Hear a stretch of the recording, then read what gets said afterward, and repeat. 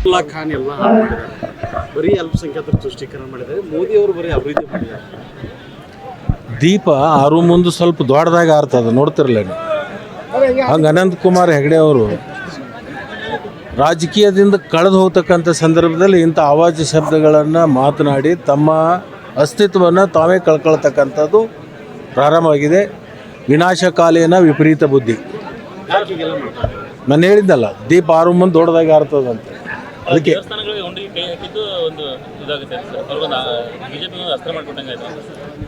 ಯಾವುದು ಅಸ್ತ ಆಗಲ್ಲ, ಏನೂ ಆಗಲ್ಲ.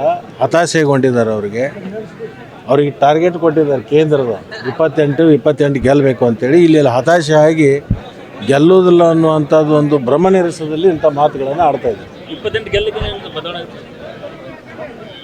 ಅವ್ರು ಹೇಳ್ತಾರೆ 28 ಗೆಲ್ತೀವಿ. ಭಕ್ತಕ್ಕೆ ನನಗೆ ಅನಿಸುತ್ತೆ ಪಕ್ಕದ ರಾಜ್ಯದ ಒಂದು 2-3 ತೊಗೊಂಡು ಒಂದು 30 ತನಕ ಗೆಲ್ತೀವಿ ಅಂತ ಹೇಳ್ತಾರೆ. ಅಲ್ಲಿ ಬದಲಾವಣೆ ಆಗುವಂಥದ್ದು ಪ್ರಶ್ನೆನೂ ಉದ್ಭವ ಆಗೋದಿಲ್ಲ. ಅಲ್ಲಿ ಎಲ್ಲಿ ಕೂಡ್ಬೇಕು ಅಲ್ಲಿ ಕೂತಿದ್ದಾರೆ, ಇನ್ನೇನು ಬದಲಾವಣೆ ಆಗಬೇಕು?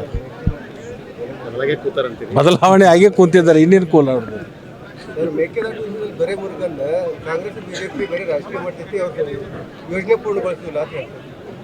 ಅವಧಿ ಇದೆ, ಈಗ 8 ತಿಂಗಳಾಗಿದೆ, ಇನ್ನೂ 4 ವರ್ಷ 4 ತಿಂಗಳಿದೆ. ಅಷ್ಟರೊಳಗೆ ಅದು ಮೇಕೆದಾಟು ಇರ್ಬೋದು, ಅಪರ ತುಂಗ ಇರ್ಬೋದು, ಕೃಷ್ಣ ಮೇಲ್ದಂಡೆ ಇರ್ಬೋದು, ಎಲ್ಲ ಯೋಜನೆಗಳಿಗೆ ಹಂತ ಹಂತವಾಗಿ ಮಾಡುವಂಥದ್ದು ಸಂಕಲ್ಪ ಮಾಡಿದ್ವಿ. ಅದು ಸಿದ್ಧಿ ಆಗುತ್ತೆ. ಸರ್, ಕೆಲವು ಸಚಿವರು ಲೋಕಸಭೆ ಸ್ಪರ್ಧೆ ಮಾಡಬೇಕು ಅಂತ ಹೇಳಿದ್ದಾರೆ. ನೋಡಿ, ರಾಷ್ಟ್ರೀಯ ಪಕ್ಷದಲ್ಲಿ ಅಂಥ ವಿಚಾರಗಳು ಸಹಜವಾಗಿ ಬರ್ತಿರ್ತವೆ.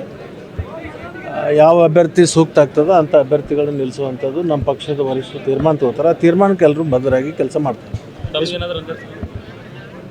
ನಾನಿಲ್ಲ, ನಾನು ರಾಷ್ಟ್ರ ರಾಜಕಾರಣಕ್ಕೆಲ್ಲ ರಾಜ್ಯದ ರಾಜಕಾರಣದಲ್ಲಿ ಸಕ್ರಿಯವಾಗಿ ಇರ್ತೀನಿ. Thank you. ನಮ್ಮ ಚಾನಲ್ ಸಬ್ಸ್ಕ್ರೈಬ್ ಮಾಡಿಲ್ಲ ಅಂದರೆ ಈಗಲೇ ಸಬ್ಸ್ಕ್ರೈಬ್ ಮಾಡಿ, ಶೇರ್ ಮಾಡಿ, ಲೈಕ್ ಮಾಡಿ.